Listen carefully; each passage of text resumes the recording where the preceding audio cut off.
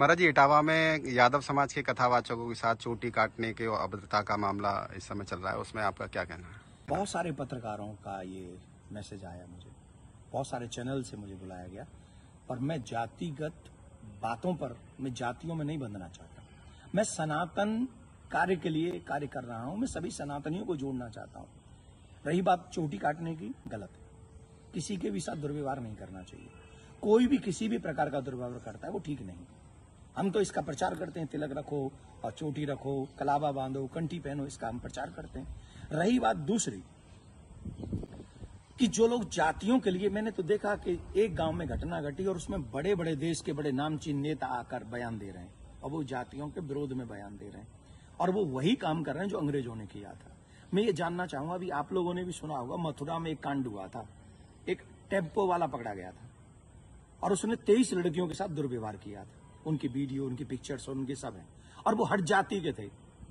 वो बच्चियां जो थी वो हट जाति की थी।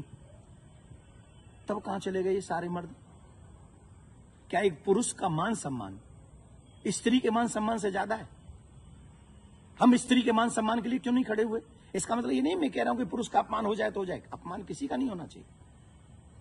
जब लोग मूत्र जिहाद करते हैं, लव जिहाद करते हैं, थूक जिहाद करते हैं, तो वो जब थूकते हैं ना भोजन में, तो इसलिए नहीं थूकते कि ब्राह्मण पंडित जी जेल लेंगे।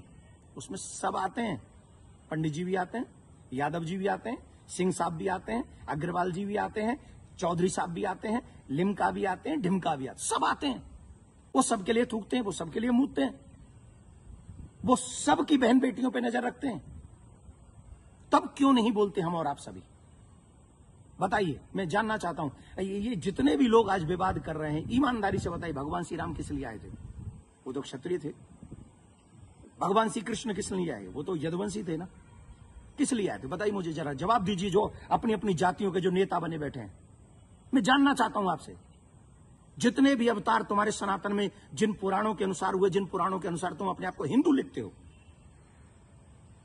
किसके लिए अवतार हुए थे? वो धर्म की स्थापना के लिए हुए थे और धर्म की स्थापना करना ही हम सबका दायित्व है कि हम इस देश में धर्म की स्थापना करें, ना कि धर्म का खंडन करें। हम सबको चाहिए कि एक साथ रहकर अपने धर्म का सम्मान करें, अपने धर्म को बढ़ाएं, अपने देश को बचाएं। ये हम लोगों की ड्यूटी होनी चाहिए। और जितने भी यदुवंशी सुन रहे हैं ना, my dear listen to me, निश्चित तौर पे मेरा जन्म जो है ब्राह्मण कुल में हुआ है, लेकिन आपको एक और बात बता दूं, यदुवंशी मेरे हैं सब। पूछिए कैसे? भगवान श्री कृष्ण का नामकरण जिन ऋषि ने किया था, गर्गः पुरोहितो राजन यदु नाम सुमहातप, मैं गर्गाचार्य जी का वंशज हूं। क्या मैं आपका बुरा चाहूंगा? क्या मैं जाटवों का बुरा चाहूंगा? मैं चौधरियों का बुरा चाहूंगा? मैं बनियाओं का बुरा चाहूंगा? किसी का बुरा नहीं चाहता।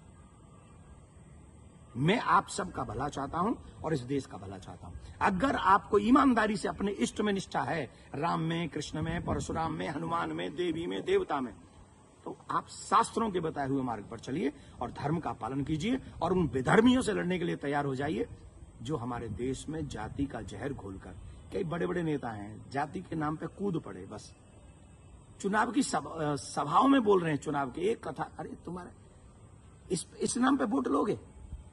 लेकिन महाराज जी, सवाल ये आ रहा है कि ब्राह्मणों के अलावा और कोई समाज का व्यक्ति कथा कर सकता है कि नहीं कर सकता? क्यों नहीं कर सकता भाई? कथा प्रवचन कहीं भी करे। हम अपने बच्चों को कहानियां सुनाते, कथा सुनाते हैं, क्या बुराई है?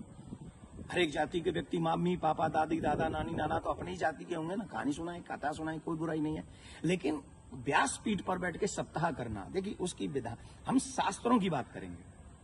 यहां मैं अपनी बात नहीं करूंगा। मैं ब्राह्मण कुल में मेरा जन्म हुआ है, लेकिन कितने ऐसे कार्य हैं जो मैं खुद नहीं करता। जैसे यज्ञ कराना मैं नहीं करता, क्योंकि उसमें मेरी नॉलेज नहीं है। वो विवाह कराना वो मैं कार्य नहीं करता। अंतिम संस्कार में भी जो 16 संस्कारों में से एक है, मैं वो नहीं करता। जो चीज मेरे हाथ में नहीं है वो मैं नहीं कर सकता, और जो मेरे हाथ में है वो मैं कर सकता हूं। जब हम भागवत करते हैं, एक अनुष्ठान करते हैं, अनुष्ठान को अनुष्ठान रहने दीजिए। सत्संग, प्रवचन, रामायण इत्यादि हम सब करें, कौन रोकने वाला है? और कितने ऐसे लोग हैं जो ब्राह्मण नहीं है, वो भी कथा कर रहे हैं। हमारे यहाँ तो मुस्लिम भी राम कथा करके गए हैं और हमने उनको स्वीकार किया। रसखान को हमने स्वीकार किया है।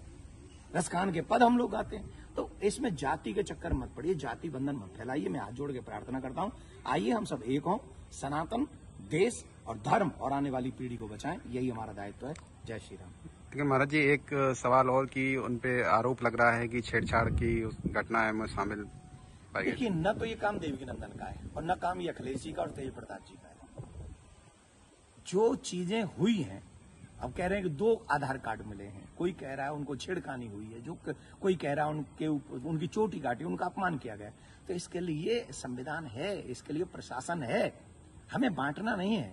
प्रशासन अपना काम करे, जहां जो जिसकी गलती हो उसे सजा दे। पंडित जी की गलती है तो पंडित जी को सजा दे, यादव जी की गलती है तो यादव जी को सजा दे। लेकिन जो बड़े बड़े लोग हैं, जो बड़े बड़े पदों पर बैठे हैं, उन लोगों को जातिवाद फैलाकर समाज को लड़ाना नहीं चाहिए। ये अच्छी बात नहीं है। धन्यवाद।